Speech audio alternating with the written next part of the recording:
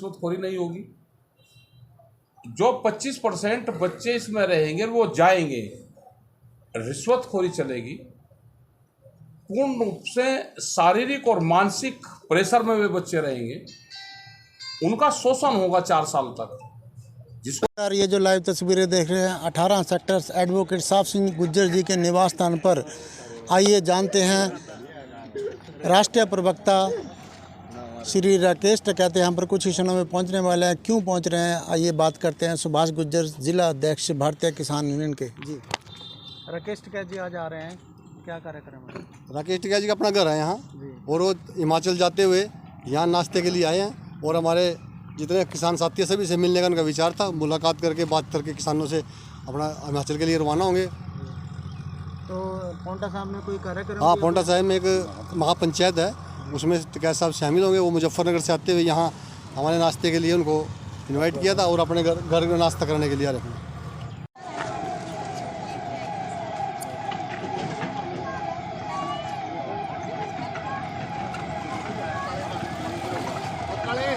चलिए आप देख सकते हैं भारतीय किसान यूनियन के राष्ट्रीय प्रवक्ता राकेश टिकैत 18 सेक्टर एडवोकेट साहब सिंह गुज्जर के निवास स्थान पर पहुंच रहे हैं। आप देख सकते हैं गाड़ियां उनके साथ आती हुई राकेश टिकैत राष्ट्रीय प्रवक्ता भारतीय किसान यूनियन के यहां पहुंच चुके हैं।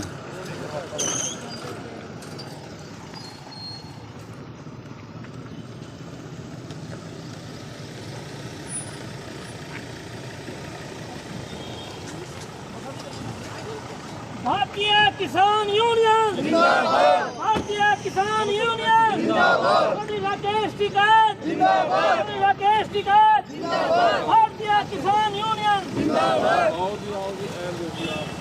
आप देख सकते हैं राकेश टिकैत पहुंच चुके हैं यहाँ पर, उनका स्वागत व अभिनंदन करते हुए भारतीय किसान यूनियन।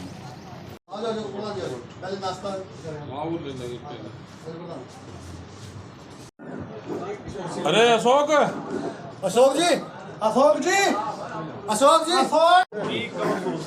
यमुनानगर आने का क्या मकसद है? आज से प्रोग्राम हमारे हिमाचल के, तो हिमाचल जा रहे हैं, तो यमुनानगर भी फिर आए।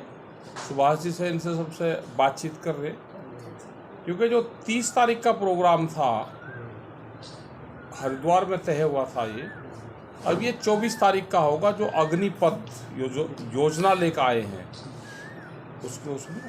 और सरकार स्पष्ट नहीं अभी बता रही, जैसे जैसे आंदोलन चल रहे हैं तो एक चीज़ एक दिन बताते हैं ये। अगर सारा पूरी गाइडलाइंस इनकी क्या गाइडलाइंस है वो सारी चीज़ बताएं, तो फिर देश का किसान जो नौजवान है, जो भ्रमित है, उसको भी पता चले। हमारा नुकसान ये है कि न स्पष्ट कुछ नहीं बताया। क्या जो मिलिट्री की नफरी है, क्या उसमें भी है कटौती कर रहे हैं, या तो ये बताया कि हम उसमें कटौती नहीं कर रहे, और जो 25% हम बच्चे लेंगे वे इसी के थ्रू लेंगे, और 75% बच्चों को हम एज ए ट्रेनिंग के हिसाब से रखेंगे। हम 100% अगर भर्ती हमको करनी, तो मिलिट्री में 25 की ज़रूरत है तो हम वो पूरी करेंगे।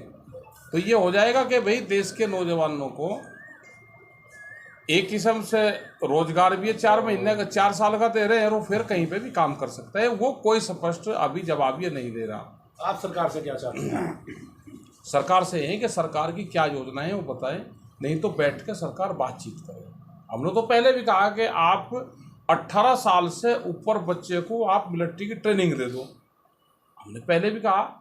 लेकिन ये नहीं है कि आप यहाँ के बच्चे आंदोलन में लगे ना, भर्ती आप कहीं दूसरी जगह से आप करके ले आओ। सरकार से यह है कि सरकार स्पष्टीकरण करे कि 3 साल बाद में, 4 साल बाद में ये बच्चे क्या करेंगे। क्या पूरी मिलिट्री की भर्ती इसी से ही करवाएंगे? क्या मिलिट्री की भर्ती में कटौती तो नहीं कर रहे? ये सारी चीज़ इनको स्पष्ट करनी पड़ेगी। लेकिन ये योजना दुनिया की 30 देशों में चल रही है, इसी पैटर्न को लेके हिंदुस्तान में ये लागू की गई है। इसकी कमियों को लेकर सरकार समय समय पे अपनी परिस्थितियों के हिसाब से सुधार करने की बात कर रही है। इसको लेकर आप क्या समझते हैं कि किस तरह से बच्चों का भविष्य बिगड़ने की संभावना है? देखो, भविष्य पहले दिन ये योजना लेकर आए, आप बताते क्यों नहीं? पहले आप पहले इसकी चर्चा करो, बताओ, आप पहले दिन ही आपने लागू कर दी कि मिलिट्री की भर्ती 4 साल की रहेगी और 4 साल बाद में बच्चा रिटायर हो जाएगा। आपने और कुछ नहीं बता, तो पूरा देश का यूथ आंदोलन पर आ गया। आप उनके खिलाफ मुकदमे दिख रहे हो, अपने लोग उनके बीच में घुसवा के आप ट्रेनें जलवा रहे हो। सारा काम तो खुद कर रही है ना सरकार। लेकिन मिलिट्री के डिपार्टमेंट ने तो इसकी नोटिफिकेशन जारी कर दी है कि जो जो इसकी संभावनाएं हैं और जो जो इसका भविष्य है उस सारे पैटर्न को उसी हिसाब से उन्होंने मतलब हर रोज अलग चीज बता रहे हैं ना। जैसे जैसे आंदोलन बढ़ रहा है तो हर रोज एक नई चीज बता रहे हैं। पहले इन्होंने कहा कि भाई हम 2 साल का और उसमें छूट दे देंगे। जैसे आंदोलन चला, तीसरे दिन बयान आ गया, फिर उन्हें और चीजें बताई।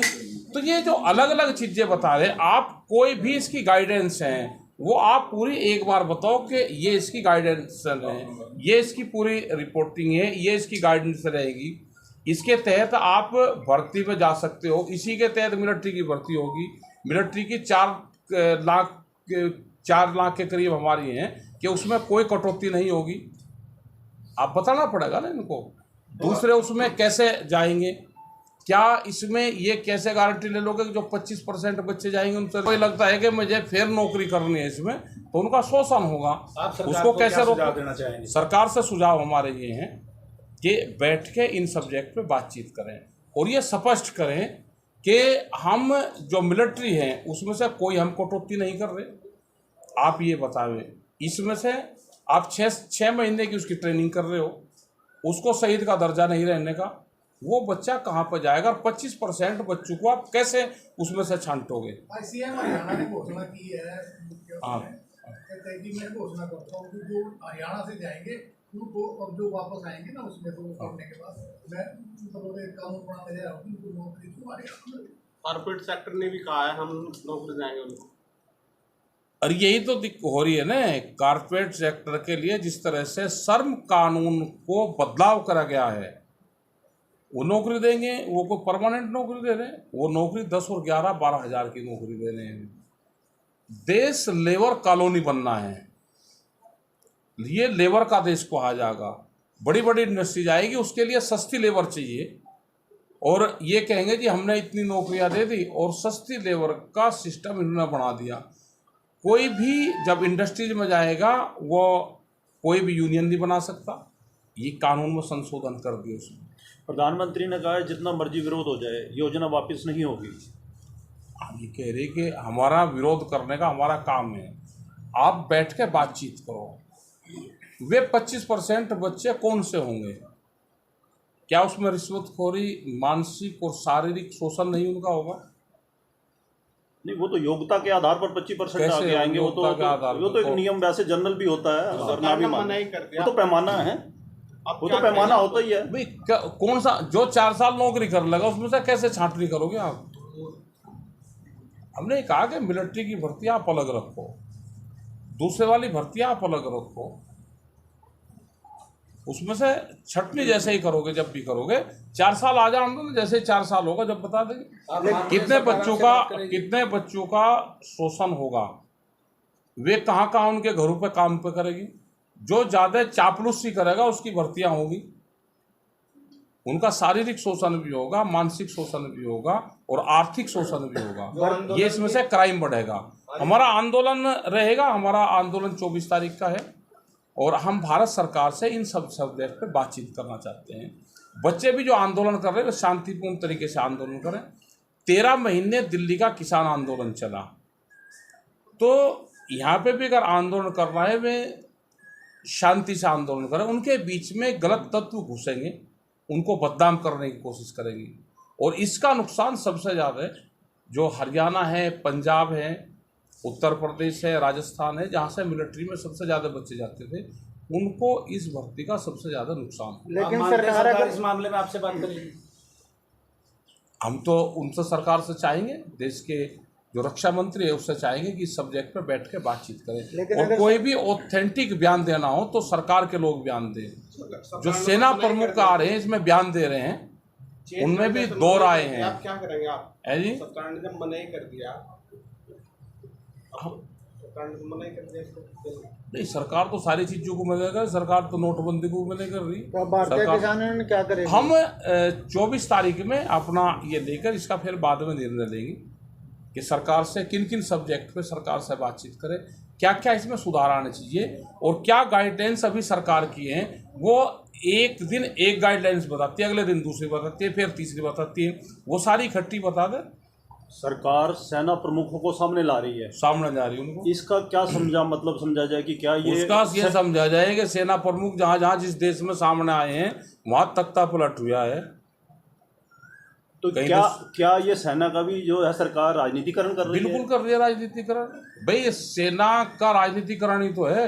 इन्होंने कोर्ट का राजनीतिकरण कर दिया, इन्होंने ईडी का कर दिया, इन्होंने सेना का कर दिया। ये पॉलिटिकल स्टैंड है, तो पॉलिटिकल लोगों को ही बयान देना चाहिए। सेना प्रमुखों को सबको पीछे रहना चाहिए इसमें। सेना को ये हर डिस्ट्रिक्ट में है और ये एसकेएम की कॉल है। हर डिस्ट्रिक्ट में जो भी इसकी खामियां हैं पूरा हम बताएंगे और बहुत से इसमें सवाल हैं। एक तरफ ये दिखाते हैं बेरोजगारी का है, जैसे ये भर्ती बताओ। नहीं, सवाल जो कह रहे हैं आप क्या बोल सकते हैं? इनको जैसे इन्होंने ये 5 लाख रुपया देंगे, सिर्फ ये 5 लाख रुपया देंगे उनको। और ये सारी भर्तियां जो इंडस्ट्रीज में भर्तियां होंगी वो फिर इन्हीं को प्राथमिकता देंगे कि भाई इंडस्ट्रीज में लगाएंगे हम उनको। ये 6 महीने की ट्रेनिंग में कोई मिलिट्री का कोई जवान नहीं बनता, वो शहीद हो जाएगा, उसका शहीद का दर्जा नहीं है। तो ये बहुत सी खामियां इसमें रहेंगी। 4 साल में कोई ट्रेनिंग पूरी नहीं होती। 4 साल में रिटायर होकर वो कहाँ जाएगा? एक बार वो नौकरी करके मिलिट्री की फिर वो जाएगा। उसके लिए तो प्राथमिकता सरकार बता रही कि हर जगह देंगे। वही 10-10, 11-11 हज़ार रुपये की नौकरियां मिलेगी, फिर उनको वे गार्ड की नौकरियां करेंगी। ये 24 को जो आंदोलन करेंगे, मतलब धरना प्रदर्शन होगा या क्या होगा? धरना प्रदर्शन ही होगा, एक किस्म से धरना प्रदर्शन होगा, शांतिपूर्ण तरीके से रहेंगे। आप युवाओं को क्या संदेश देना? युवा को ये है कि युवा अपनी वही भर्ती हो रही तो उसमें पीछे ना रहे, अपना वहाँ पे भी चले जाए।